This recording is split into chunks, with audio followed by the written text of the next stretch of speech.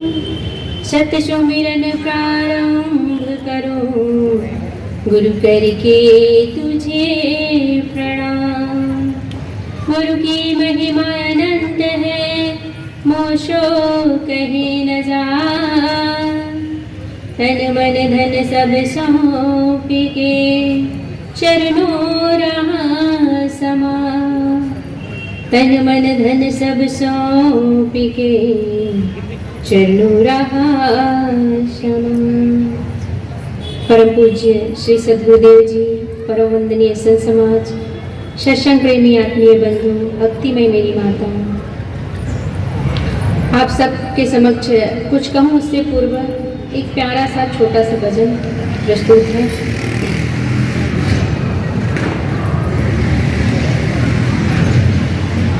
एक कवि ने बहुत सुंदर पद की रचना की है, जिसमें जीवन का सार छुपा हुआ है कि हमको जीवन में क्या क्या करना चाहिए। वही पद मैं आप सब लोगों के समक्ष रखने जा रही हूँ। अपने दुख में रोने वालों, अपने दुख में रोने वालों, मुस्कुराना सीख लो। दूसरों के दर्द में आंसू बहाना सीख लो। जो खिलाने में मजा है, खुद की खाने में नहीं। जो खिलाने में मजा है, खुद के खाने में नहीं। जिंदगी में तुम किसी के, जिंदगी में तुम किसी के काम आना सीख लो। दूसरों के दर्द में आंसू बहाना सीख लो। कर गरीबों का भला, संतों की सेवा सदा। कर गरीबों का भला, संतों की सेवा सदा। इन्हीं में भगवान का, इन्हीं में भगवान का दर्शन तो पाना सीख लो। दूसरों के दर्द में आंसू बहाना सीख लो। कर्म तेरा हो भलाई, धर्म तेरा हो दया। क्या कहते हैं, ध्यान से सुनिएगा। कर्म तेरा हो भलाई, धर्म तेरा हो दया। बस इसी जीवन में तुम, बस इसी जीवन में तुम जीवन बनाना सीख लो। दूसरों के दर्द में आंसू बहाना सीख लो। सज्जनों, माधव, अंतिम पद मेरे दिल के काफी करीब है, जो जीवन का सार है कि जीवन में हमको क्या करना चाहिए। कवि कहते हैं, मन लगाओ साधना में, धन लगाओ धर्म में।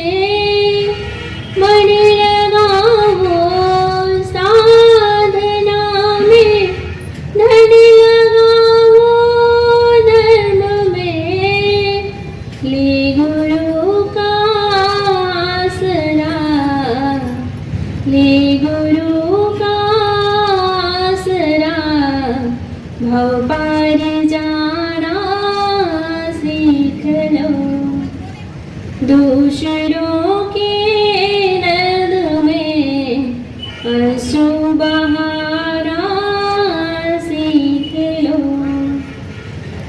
अपने दुख में रोने वालों, अपने दुख में रोने वालों, मुस्कुराना सीख लो।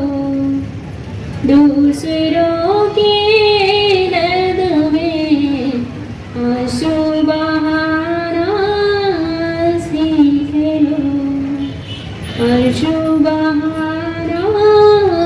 सीख लो। बोले श्री सद्गुरुदेव की जय। वैसे जयकारा की आवाज ठीक से आ नहीं रही है, इसलिए मैं आप लोगों से थोड़ा सा नाराज हूँ। अगर नाराज नहीं करना चाहते हो तो जयकारा जरा जोर से लगा दो। लगाएंगे? बोलिए सतगुरु कबीर साहेब की, सतगुरु कबीर साहेब की। ठीक है प्यारे सज्जनों, हमारे जीवन में सबसे अनमोल क्या चीज है आप सबको पता है? जीवन में सबसे बड़ी कीमती चीज है हमारा स्वयं का जीवन। हमको यह मनुष्य तन मिला हुआ है, इस मनुष्य तन को हमको किस तरीके से जीना है, मनुष्य जीवन को किस तरीके से जीना है, यह जानना अति आवश्यक है। सुंदर मुनि भी यही कहे हैं, बड़े भाग्य मानुष तन पावा। जरा सोचे कि सुंदर मुनि, बड़े बड़े संत गुरुजन, बड़े बड़े महापुरुषों ने क्यों कहा है? आप लोगों को पता है? नहीं पता है? मैं बताती हूँ। बड़े भाग्य से मनुष्य तन मिला है शराब पीने के लिए, गुटखा खाने के लिए, मांस खाने के लिए, व्यभिचार करने के लिए, चोरी करने के लिए, इसी से लिए मिला है, इसलिए मिला है? नहीं ना।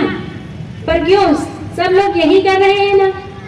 इतना सौभाग्य से मनुष्य तन हम सब लोगों को प्राप्त हुआ है, उसका हम महत्व नहीं समझ के व्यर्थ के कामों में अपना सौभाग्यशाली मनुष्य तन व्यर्थ में ही खोए जा रहे हैं। इस जीवन को आप समझिए, मनुष्य तन क्यों मिला है? सिर्फ और सिर्फ अपने कल्याण के लिए मिला है। कल हम लोग उड़ीसा गए थे, एक भगत जी थे, वो सवाल किए कि साहेब आप साधु क्यों हुए हैं, मतलब कबीर पंथ का उद्देश्य क्या है? तो हमने कहा आत्म कल्याण। तो उन्होंने कहा सिर्फ अपना कल्याण करना चाहते हैं। उन्होंने ये तो कह दिया, पर अंदर की बात वो समझ नहीं पाए। हम उनको समझाए कि देखिए, कोई भी व्यक्ति साधु हो जाता है, साधना में लग जाता है, तो वो अकेले के लिए नहीं होता है। ये बात सही है कि जब कोई भी व्यक्ति साधना के लिए निकलता है तो वो स्वयं की सोच के निकलता है कि मैं अपना आत्म कल्याण करूंगा, अपना सुधार करूंगा, अपने मोक्ष तक पहुंचूंगा करके। पर फिर भी वो ना चाहते हुए भी समाज को इतना कुछ दे देता है कि अगर गिनती करने के लिए बैठे पेन और कापी लेके, तो हमारा पेन कापी कम पड़ जाएगा, फिर उनके उपकार कम नहीं पड़ेंगे। एक उदाहरण के माध्यम से हम समझे, जब हमारे गली मोहल्ले में कोई एक व्यक्ति बिगड़ जाता है तो उसका प्रभाव सब पे पड़ता है। कैसे? किसी घर से एक व्यक्ति बिगड़ जाए तो उनके घर वालों को पूरा प्रभावित करता है, उसके बाद घर से थोड़ा बाहर निकले तो मोहल्ले वालों को प्रभावित करता है, मोहल्ले से भी थोड़ा आगे चले तो पूरे गांव वाले को प्रभावित करता है कि नहीं? बताइए, करता है ना? सब लोग यही बोलते हैं कि फलाने के यहाँ वो लड़का इतना खराब है कि शराब पी के आता है, गाली गलौज करता है, अपनी पत्नी को भी मारता है, बच्चों को परेशान करता है, और इतने तक ही नहीं, गली के बाहर आके गाली गलौज करता है, हमारे यहाँ बहू बेटी है, सब सुनते रहते, अच्छी बात नहीं, कहते हैं कि नहीं? और इसके जस्ट विपरीत आप देखिए, अगर कोई एक व्यक्ति सज्जन निकल गए आपके गली मोहल्ले गांव में, तो वो पूरे घर को प्रभावित करता है, उनका घर बहुत सुंदर हो जाता है, स्वर्ग जैसे उनके घर का माहौल हो जाता है। अब थोड़ा और आगे निकल जाए, हम घर से बाहर निकले तो गली के लोग भी उनको बहुत पसंद करते हैं। क्यों? क्योंकि उनका व्यवहार अच्छा रहता है, सदाचार से जीवन जीता है वो, इसलिए गली मोहल्ले के लोग भी उनकी प्रशंसा करते हैं, उनसे प्रभावित होता है और उनसे प्रेरणा भी लेते हैं कि हमारा जीवन भी ऐसा हो, हमारे बेटे का भी जीवन ऐसा हो। अगर हर पड़ोसी इसके जैसे हो जाए तो हमारा गांव स्वर्ग बन जाए। कहते हैं कि नहीं कहते हैं? इस बात को आप मानते हैं ना? और एक छोटे से उदाहरण और मैं बताऊं, जैसे हम कहीं पे बीड़ी जला दें तो आप ना चाहते हुए भी आपको वो दुर्गंध प्रभावित करेगा। भले आप नाक बंद कर लीजिए पर फिर भी आपको प्रभावित करेगा ही करेगा वो दुर्गंध। और इसके जस्ट अपोजिट हम अगरबत्ती जला दें तो अगरबत्ती की सुगंध मिलेगी कि नहीं? तो मैं उनसे चर्चा कर रही थी कि कोई भी व्यक्ति संत हो जाता है, साधु हो जाता है, साधना के लिए निकल जाता है तो वो स्वयं के लिए ही नहीं करता है, वो पूरे समाज के लिए करता है। क्योंकि उनका जीवन आईना हो जाता है, दर्पण हो जाता है, और उस दर्पण को देखकर लोग अपना जीवन सुधारने लग जाता है। तो मैं ये कह रही थी कि हमारा जीवन, हमारा ही नहीं पूरे संसार में जितने भी प्राणी हैं, और पूरे प्राणी की बात ना कहूँ पर मनुष्य जीवन जिनको मिला है उन सब का जीवन बहुत ही महत्वपूर्ण है।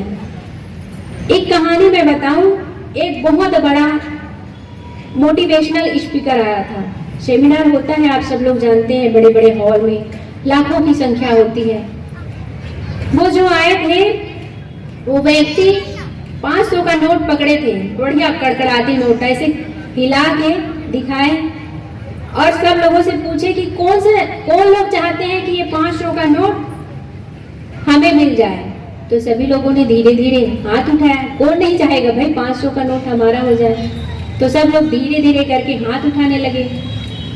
और फिर वो व्यक्ति कहता है, ठीक है, मैं ये आप लोगों में से किसी को ये नोट एक को दे ही दूंगा, पर थोड़ा रुकिए, मैं कुछ कर लूं, इसके साथ कुछ करता हूँ, उसके बाद दूंगा। तो उसने क्या किया, उसने उस 500 के नोट को ऐसे पकड़ के हिला रहे थे ना, कड़कती हुई नोट, उसको ऐसे पकड़ ली, एकदम से चिमोट दी और फिर खोल के कहते हैं, अब बताओ ये 500 का नोट किसको चाहिए? तो नोट है भैया, 500 का है, उसकी कीमत कहाँ घटने वाली। तो वो कहने लगा, मतलब लोग कहने लगे हमको चाहिए, सब फिर से हाथ उठाने लगे। तो वो व्यक्ति फिर कहता है, तनिक रुको, दूंगा मैं नोट, नहीं दूंगा नहीं कह रहा हूँ। फिर वो क्या करता है, नोट को नीचे गिराता है, नोट को नीचे गिरा दिया और उसको पैरों तले एकदम से रौंद दिया और फिर उस नोट को उठाया, एकदम चिमट गया था वो नोट और गंदा भी हो गया था। फिर कहता है वो व्यक्ति कि अब बताओ ये नोट किसको चाहिए? तो फिर भी सब लोग एक स्वर में कहते हैं, अरे भाई नोट तो नोट है, चाहिए हमको, चाहे जैसा भी रहे, लाओ दो, किसी को तो दो, काहे बार बार दिखाए जा रहे हो? तो तब वो व्यक्ति कहता है, खाली तुम लोग नोट ही देख रहे हो? इस नोट को मैं कड़कते हुए नोट लेके आया था, तब भी आप लोगों ने कहा कि ये नोट चाहिए। उसके बाद मैंने इसको हाथों से चिमोट दिया, पूरी तरह फटने लायक भी हो गया था, फिर भी आप लोगों ने कहा कि ये नोट चाहिए। इतने में ही नहीं, उसके बाद मैंने पैरों से रौंद भी दिया इसको, फिर भी आप लोगों ने नोट की मांग की। क्यों? तो सब लोगों से इससे आवाज आई कि आप चाहे उस नोट को कुछ भी कर लो, रौंद लो, फेंक लो, पैरों में कुचल लो, पर 100 तो नोट तो नोट ही रहेगा, 500 का नोट ही रहेगा, उनकी कीमत घटने वाली नहीं है। इसलिए हम सब लोग ये 500 रुपया का नोट मांग रहे हैं। तब वो व्यक्ति कहता है, क्या कहते हैं, ध्यान से सुनना। वो व्यक्ति कहता है कि जब ये 500 का नोट गिरने कुचलने से इसका महत्व नहीं घटता नहीं है, तो आप अगर अपनी जिंदगी में कभी गिर जाते हो, कभी थक जाते हो, कभी हार जाते हो, तो क्यों अपने जीवन का महत्व कम कर लेते हो? क्या आपके जीवन का महत्व कम हो जाता है? कभी आप गलत संगति में जाके अगर अपने जीवन को बिगाड़ लिए और आपको अफसोस हुआ कि अरे मेरा जीवन बिगड़ गया, अब मैं कैसे सुधारूं, तो उस समय आप ये ना सोचिए कि मैं तो बिगड़ गया हूँ, अब मेरे जीवन का कोई महत्व नहीं है, मेरा कोई मूल्य नहीं है, ऐसा कभी ना समझिए। आप एक बार पुनः उठिए, वही बच्चा तो जो गिरता है वही बच्चा तो उठता है ना, जो चलने लगता है वही गिरता है, और जो गिर जाता है वो उठता है फिर आगे चलता है, और जो चलना ही नहीं सीखा रहेगा वो कैसे आगे बढ़ेगा? ना वो गिरेगा ना आगे बढ़ेगा। तो मेरा कहने का मतलब ये है कि हम सब लोगों का जीवन बहुत कीमती है। अगर जीवन में कभी कोई विपत्ति आ जाती है, कभी कोई समस्या आ जाता है और कभी हम जीवन में हारने लग जाते हैं, थक जाते हैं, तो भी हमको एक बार पुनः उठकर अपने जीवन को समझना चाहिए, अपने आप को समझना चाहिए और फिर से स्थायी रूप से अड़िग होकर सत्कर्मों में अपने जीवन को लगाना चाहिए। सज्जनों, बड़े सौभाग्य से ये पावन मनुष्य तन हम सब लोगों को मिला है, इसको व्यर्थ में जाने ना दे, इसका महत्व समझिए। बस इन्हीं शब्दों के साथ मैं अपने वाणी को